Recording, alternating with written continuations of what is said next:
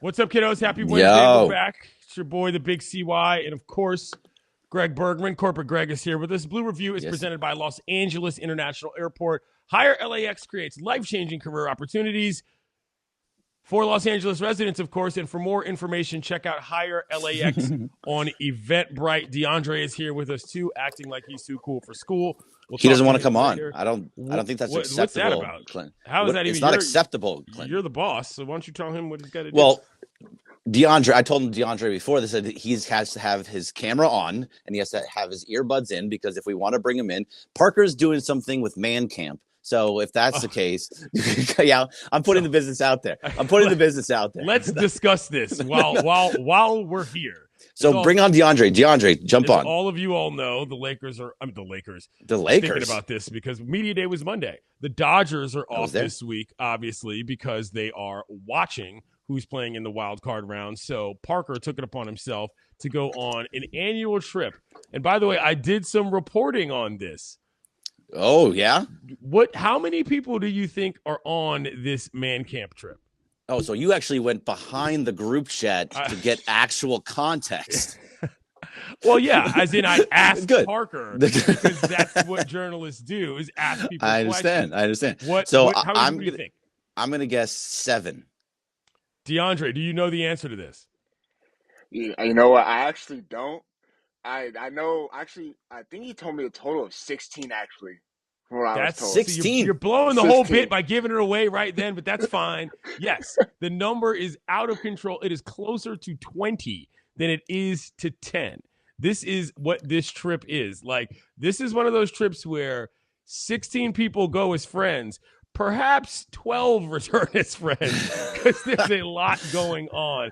No, I'm kidding, but we're wishing. Is it all men because it's called Man Camp? I'm fairly certain it's all dudes. Yeah. It's 100%. That's 100%. DeAndre, you can't talk unless you're on the camera. Turn on your camera. This is a show. This is how it works. You're not some disembodied voice in the background. This is my first time doing the Blue Review. I'm excited, but I'm trying to figure out the technical difficulty as far as getting the camera. No. You can hit yourself to go to the camera. Just turn the camera on. What are you so afraid of? I'm not afraid of anything. I connected you guys to to everything. We just want to make sure that you guys are the spotlight. Yeah. This is Blue Review. You do the blueprint once a month, so there you should be able to do both things here. We'll discuss this later, DeAndre. Yeah, we're gonna have a conversation. Not the effort we wanted, but I'll let that slide. At 9:50, we need to have a You're conversation. Also the guy that wears a lot of San Francisco Giants gear into the office on a regular basis, claiming just it matches your outfit. Just a hat, man. Just a hat. He likes the styles and he likes the colors scheme. He doesn't like the teams. He's wearing a Dodger jersey, right? He's wearing a Dodger jersey today. Why isn't he on camera? I wouldn't know. He's wearing a Dodger jersey right now. Are you or are you not wearing a Dodger jersey? I am wearing a Dodgers jersey. Don't believe you. Don't believe you till I see it. I will try to figure out how to get my camera on. But as of right now, I am wearing a Dodgers jersey with the matching shoes because everything has to match lies. With the shoes. All of these are lies. Nobody believes you. How about I don't believe him either. I agree. I don't believe him at all. Speaking of seeing is believing, the Diamondbacks very much saw, believed, and beat the Brewers yesterday. They played very well. About this. This is what I was afraid of. Diamondbacks get hot. Next thing you know, they got a little confidence. Evan Longoria is apparently drinking gallons of juice from the fountain of youth. Did you see that yesterday? He had 3 monster plays in the field, not all of which were obvious, one of which in which he saved a double, and then that turned into a double play. Another of which was the diving stab that did turn into a double play on his own doing. And a third of which, in which he got, I can't remember who it was, caught sleeping at second base when I don't remember on a ball that should have gone to first that he bobbled but turned around, found the runner, and boom, got a tag play. Evan Longoria had a day, and it really paced the DBacks yesterday. So he's done that before. He did it with the Giants, right? When he was a couple of years ago, when they were actually getting hot for that one year, and then they fell off all over again. Like he gets hot for a little bit of time. I think that was probably going to be his best game. You're not going to see that all throughout. I mean, you can only turn back the clock so many times when you're playing that position over and over again. True. We've seen Max Muncy make amazing plays and then fall apart. So I'm just going to say he's probably not going to do that again, but you talk about getting hot. So I think this is a little bit different. You love talking about that the Padres beat the Dodgers last year because you're right. You're right. And you say the way that you say it is always, it happened. Yeah. You have to admit it. It happened. Right. Right. So but they came into the season hot. They came into the postseason hot. They just got a bunch of new guys. They were all just playing extremely well. You get hot at the right time, you're really good. The Diamondbacks played a really good game yesterday, but they were not hot coming into the postseason. No. They went 4 of 6. They went 4 and 6 in the last 10. They were not playing well. They lost 4 in a row to end the season. They got swept by the Astros. There was a lot of things that they looked good yesterday, and they may win this series, but I'm not worried about them because I don't think they're one of those teams that were just pushing forward hot towards the end.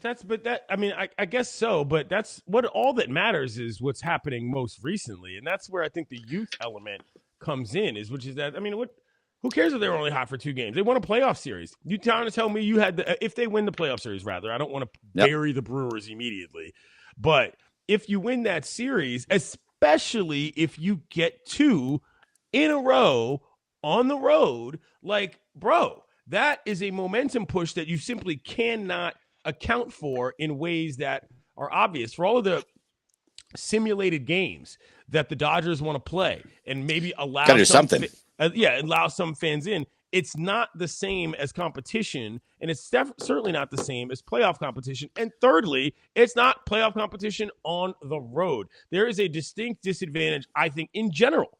Forget about the Dodgers. To getting the bye. If a team sweeps, you're running up into them when they're hot. I mean, I think that's a function of the format as much as it is the team. But I'm really hoping the Brewers can get back into this for a couple different reasons. Number one, Devin Williams, of course. Well, right. Well, there's Devin. He had a rough night yesterday, could not locate the zone.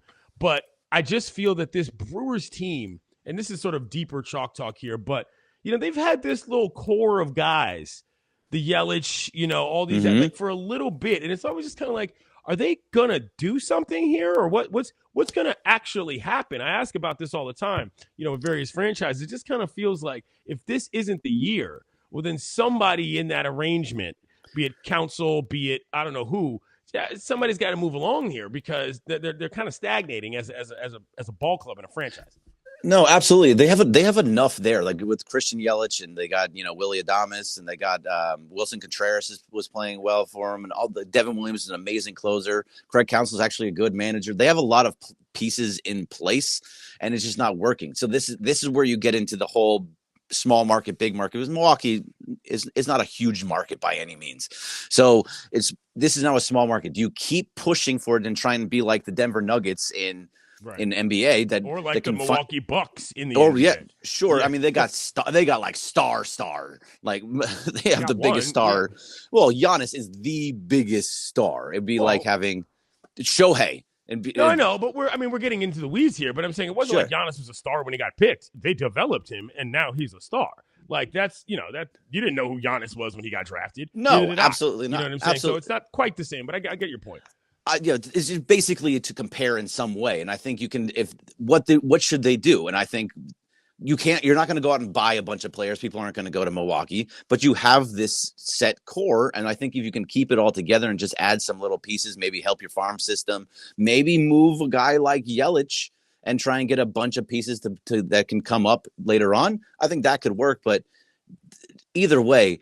They do need to get it all figured out. And to go back to the Diamondbacks for a second, Brandon Pfaadt was I don't even know if that's the right way to say it. Is it Pfaadt? F-A-A-D-T? Yeah, Pfaadt, whatever his last name is. But he wasn't good by any means in that game.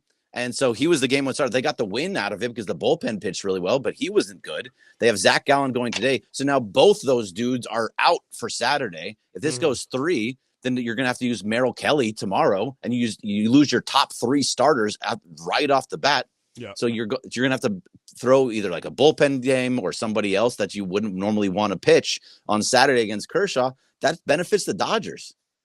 I think you're right. I think this was a unfortunate game for both of those teams, having to get into the bullpens the way that they did, not just the fact that they did. That was a high-pressure game 1. Something that, again, if we're talking about the Dodgers, I'd like to avoid, but that's another matter. But, yeah, that was a game that kind of taxed both teams in general. So, I mean, if you're the Dodgers looking at that, it's about as good as a result as you could want. Both teams. Corbin Burns got blown up, right. And so did, and Fat had to go out before 3 innings. You don't see Juan Soto in the Brewers uniform, free agent Juan Soto signing in the offseason. I mean, is he best friends with Devin Williams? That's the only way I could see that happening. No, but they are in sort of a crossroads in terms of their franchise. Did you watch the other game? Did you get a chance to see the other game, the Phillies? So I saw a little bit. I had to go. I was mostly watching that one and had other things going on. So it was. They were on the TV, but it was mostly about the Phillies are going to be a damn good team. They're hard to deal with. They are officially the team that is most worrisome. It's that old cliche that they use every time the brackets roll out around March. Every time that the NBA playoffs start, nobody wants to play, blah, blah, blah. No, nobody does want to play the Phillies. Like, that's kind of who they are right now. The Phillies are a team that are the buzzsaw, to borrow a phrase from 2019, I think right now, in terms of how much fun they're having, how sort of good they look while they're doing it. There was a couple of very important plays yesterday. Early in the game, I think it might have even been in the first inning, they held up Kyle Schwarber coming around third. Their third base coach, whose name is escaping me right now, Dusty, I can't remember it.